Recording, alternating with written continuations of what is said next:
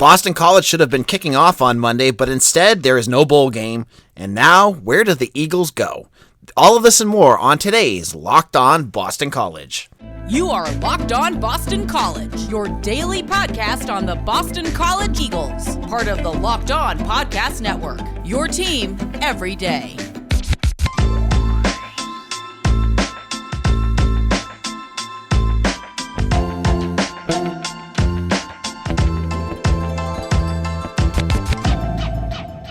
Hello and welcome to Locked On Boston College. This is AJ Black, editor and publisher of BC Bulletin. I'm also your host.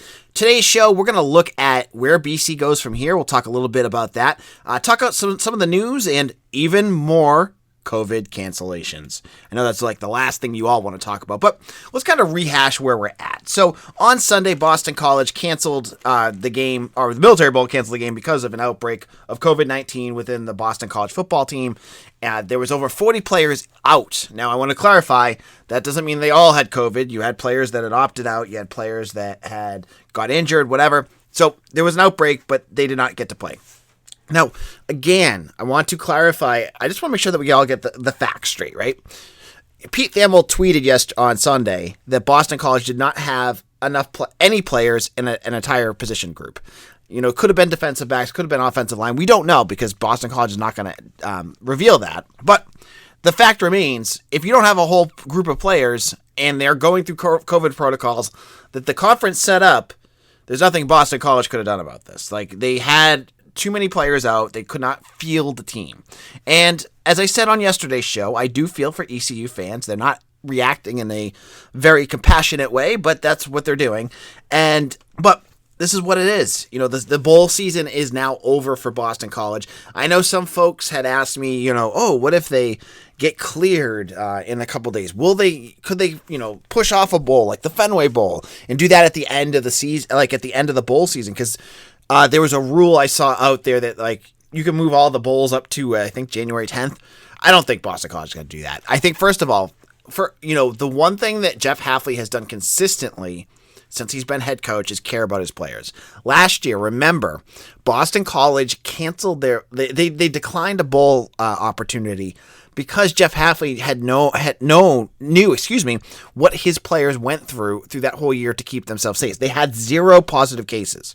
Now, COVID is ravaging this team, and you can argue why that was happening. I think the team has been pretty safe, and they're all vaccinated, so it's just a different environment right now. But I think what Hafley's he's gonna look at the forest through the trees. He's a good guy like that to see that kind of stuff, and I think he's probably just gonna send his players home. If they have to quarantine, they go back on campus to their quarantine area, do whatever they have to do, then they go home and to be with family. I don't think he's gonna push more football on his players. Now, there's certain coaches out there that I could see do that. There's some rah-rah coaches. Steve Addazio is the first one that comes to my mind. But, even he, I think, would be a little bit more understanding, I think, at different points. But I just don't see Boston College doing that. I think the season's over for them. And, we're into the next realm of what happens for college football. There's the late recruiting period. We'll be watching that and seeing who Boston College goes after. We've, on BC Bulletin, listed about 3 or 4 names. The transfer portal, for those of you hoping that the transfer portal is going to be a robust addition, we've talked about this as well. I don't think they're going to get a ton of transfers this year, but you could see some more players exit out, and we'll talk a little bit about that in just a moment. Then we have the senior All-Star games. So we have the Shrine Bowl that's going to have Alec Lindstrom, who declared for the NFL draft on Sunday. That was a big deal. And Brandon Sebastian, who also declared for the NFL draft. Now, it's funny with Lindstrom, he's had a tough couple weeks. Obviously his mom passed away, and that's going to be an emotional moment for him. He declared after the game, and of course the ECU fans attacked him because they have no clue what's going on. But he's going to play in that bowl game, and, depending on who you read, he's probably a top 5 center. And centers, depending on their versatility, their draft stocks are not particularly high. You never hear of a center going in the first round. And we'll have Mitch Wolf talk more about this later, because drafting that's kind of his bread and butter outside of following Boston College. So we'll talk more about that. But I don't think of Lindstrom as a top, probably like 5th round or below. But that's still, he's got the capabilities to be an NFL player. And, he's done a lot of great things at Boston College. You remember he had that Pardon My Dude podcast, which I loved. I listened to that all the time. Which Lindstrom, if he doesn't have an NFL career, could totally go into the media because he's got an engaging personality. He has great interview skills for a kid in college. And he's interesting to listen to. And he'd bring out interesting stories all the time, whether on his podcast or in the media room. Like, he was always one of my favorites to interview because you knew Alec would give you something more than just like boilerplate. We played hard, blah, blah, blah. Like, Alec, you could ask him stuff and he'd give you some really fun answers. And I always appreciated that about him. So he's going to head off to the NFL. The next name to watch for that is heading to the NFL is Brandon Sebastian.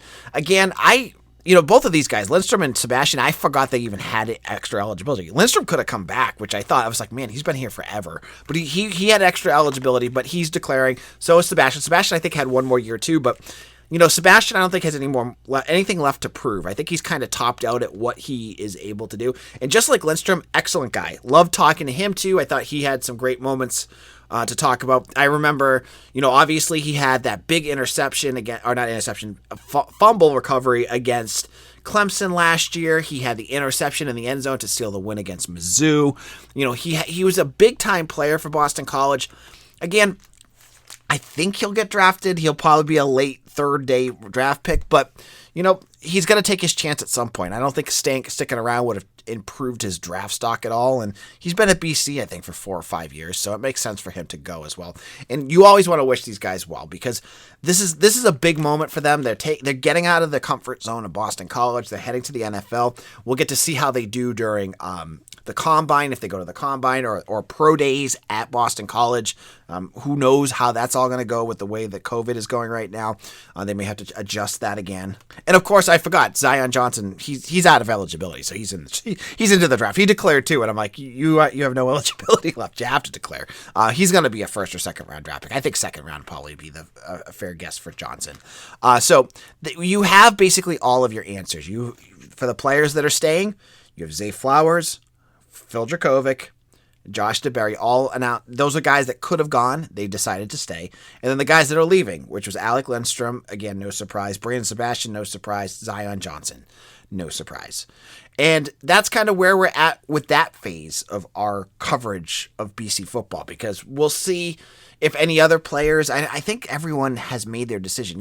Names to watch for, guys maybe like CJ Lewis. Interesting to see if he comes back for an extra year.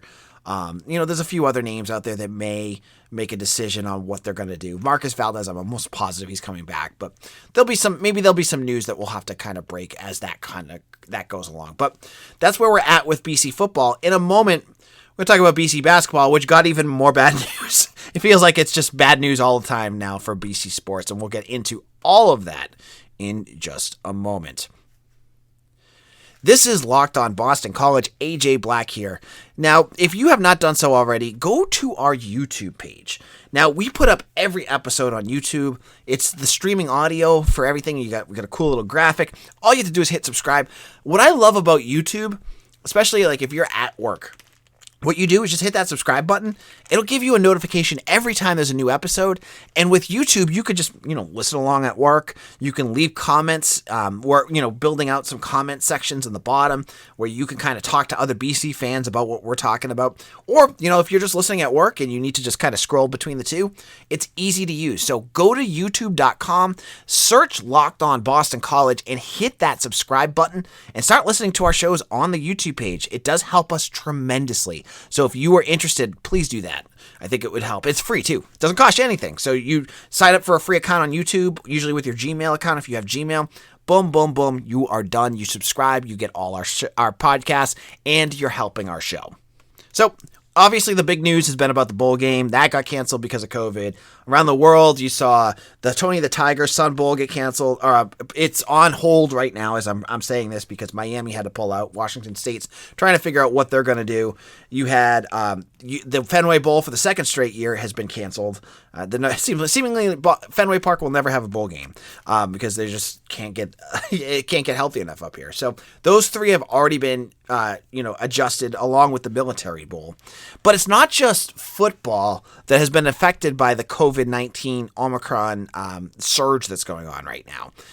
You just look at basketball. Right now, basketball all over the world, and especially in the NBA and college basketball, has been smacked by this variant. And it's been because of positive cases. Now, a week ago, BC had to originally forfeit a game against Wake Forest because they had they couldn't put together a team to play in that game. But then, I think it was a day later, the ACC reversed course, changed their ruling that, that if players were sick, they couldn't forfeit a game. It would just have to be postponed. Good news for BC because they, again, just like football, was completely vaccinated. They changed that, so now the team, they can play this game later. Well, Boston College was scheduled to play Florida State on Wednesday at Conti Forum, and the game was canceled. Or postponed, excuse me. It's got postponed again. And it's because of Boston College. And they weren't just the only team. Their games, there were 3 games that were postponed because of COVID outbreaks. And that was Duke at Clemson, Florida State at Boston College, and Virginia Tech at UNC. And so Boston College, Duke, and Virginia Tech are the teams that I think were the reasons why these happened. So they're all adhering to the COVID protocols within the ACC Medical Advisory Group report, which you can find online if you really want to read it. I don't. But again, this COVID flood, the surge, has really messed up college sports.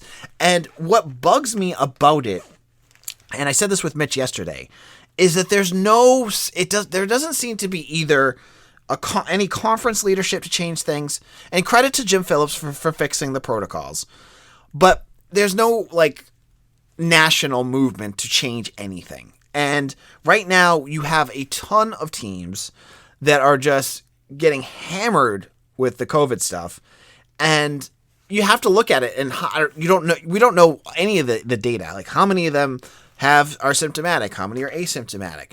I think that information would be super valuable to know, okay, so Boston, Duke, they have 6 guys that are in COVID protocols, 5 of them are asymptomatic. What can we do to kind of adjust our approach to playing, with those 5 asymptomatic guys? Because if they're fine, why can't they play? Now, I'm not sure. I'm not a doctor. As Mitch and I said yesterday, we're both guys that just, talk about sports. We have a day job to go on top of that.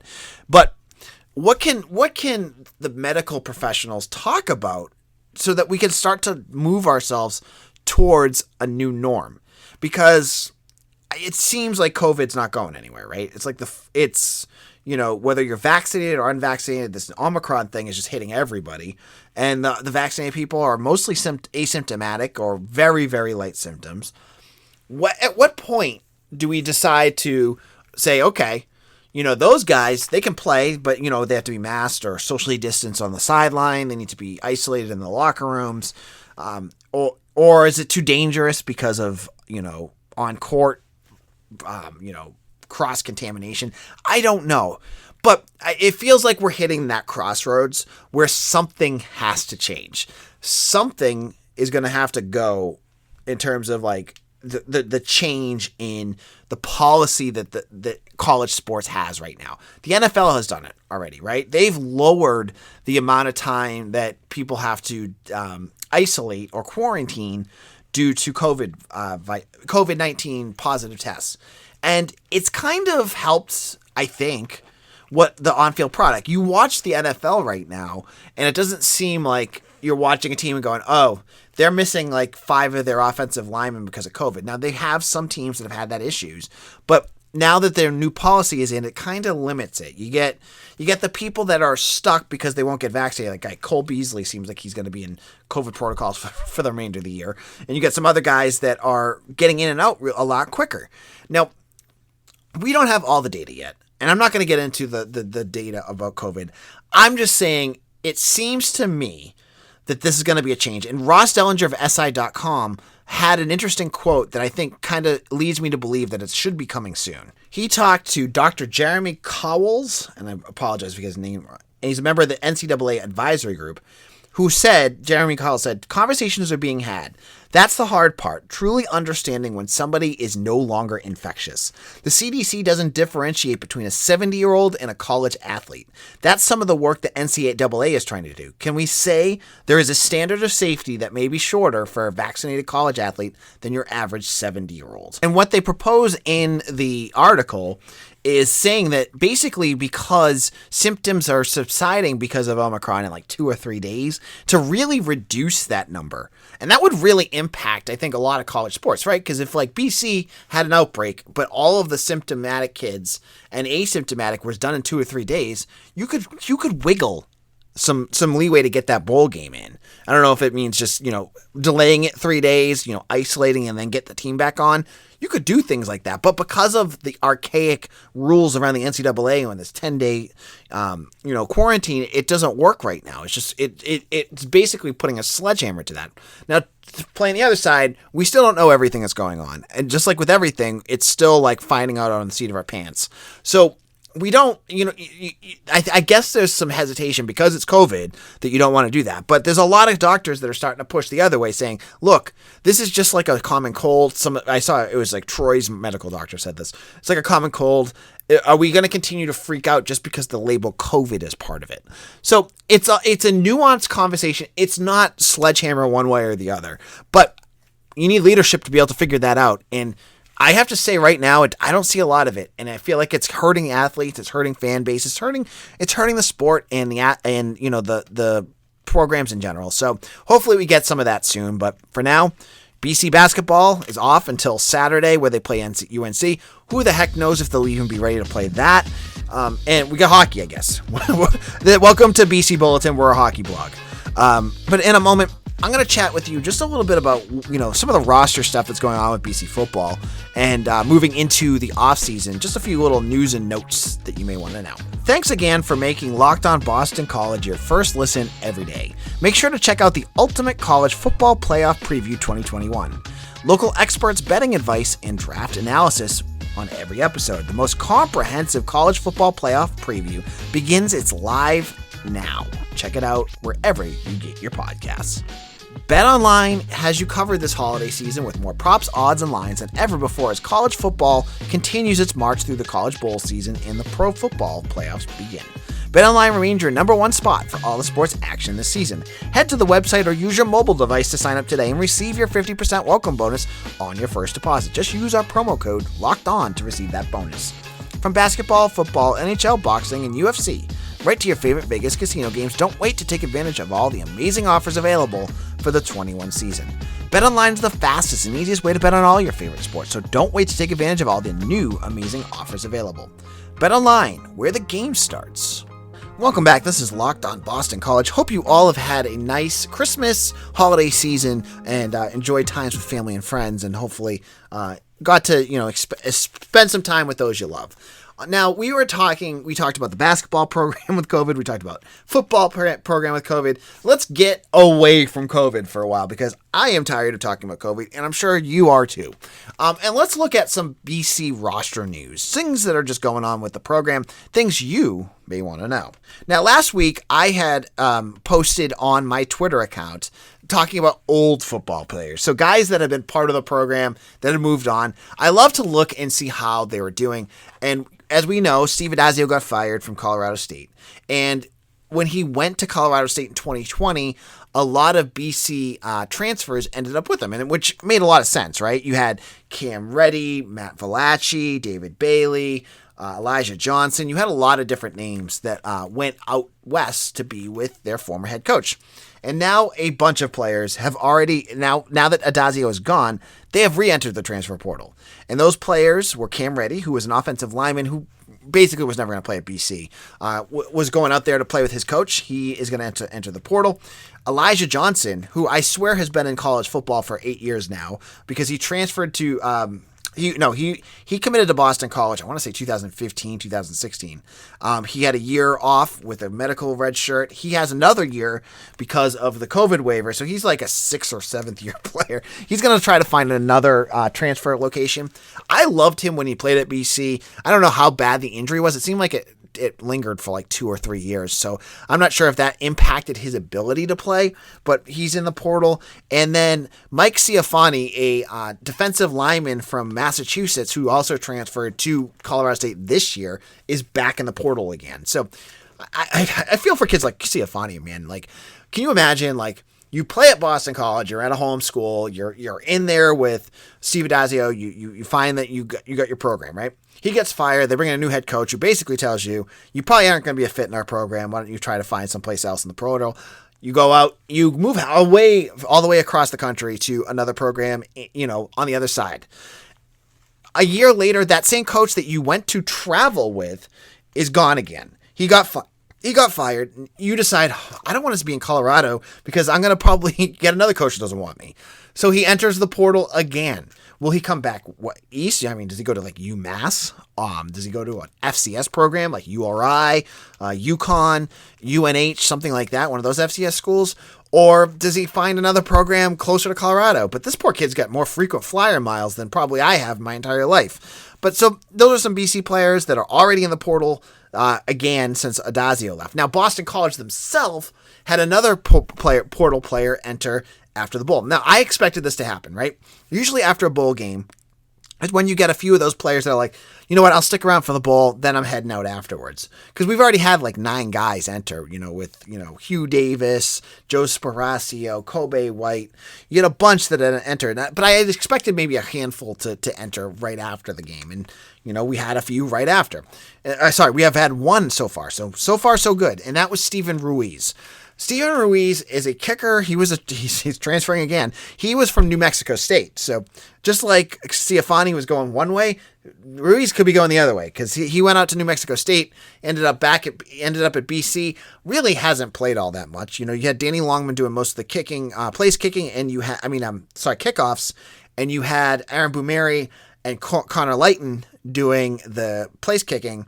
There wasn't really much of a role. Now, he played a little bit this year. If you remember that Georgia Tech game where they were trying, instead of kicking to Jahmyr Gibbs, they were kicking these funky kickoffs over and over again that just kept blowing up and causing issues for BC. I think 2 of those were Ruiz. It didn't really work that well, and he just wasn't going to have a future with the team. So it made sense for him to enter the portal. And he'll go away, and good for him. You want to play, I always have this motto that for transfer, for kids, do what makes sense for you. Don't ever, you want to play for your team, but at the end of the day, you got to do what's best for you. And for a kid like Ruiz, he's just going to sit on the bench. If there's a program that's going to give you a scholarship and you get a chance to kick, you go chase that, right? He probably has his degree, I bet, by now. He has 2 more years of eligibility. So hopefully he can find that. That's the only transfer news so far. I mean, ECU had 3 within an hour after the end of the game. So I expect a few more. I think you'll have some news trickle in of a few more probably coming up. And I don't have names, so don't ask me. Don't say, hey, Jay, who's going to transfer? We'll go from there. Now, we're going to continue on tomorrow's show to talk a little bit about the season. I'm going to do, a breakdown. I think tomorrow's show, what we'll do is go over the season as a whole. I'm going to give you a recap. We'll have Mitch on at different points during the next couple of weeks to talk about specific players and things like that. But I'm going to give you I'm going to go from the Colgate game to the cancellation of the Military Bowl and give you everything, my thoughts and reactions as that season progressed, because it's going to take a 30-minute show to get through all of that. And so this is AJ Black. Thank you all for listening. If you have not done so already, please follow me on Twitter at AJBlack_BC. Find me with that little blue check mark. That's me. I hope you follow me and on Twitter, also Locked On BC on Twitter. And if you have not done so already, I already said subscribe to YouTube. You should have done that already. If you have done so already, also go to to Spotify, who now has a rating system. If you listen to us on Spotify, you can give us a 5-star rating. It helps us tremendously. You used to only be able to do it on Apple. Now you can do it on Spotify. That would be a huge help as well. Thank you all for listening, and we'll see you all again soon. Take care, everyone.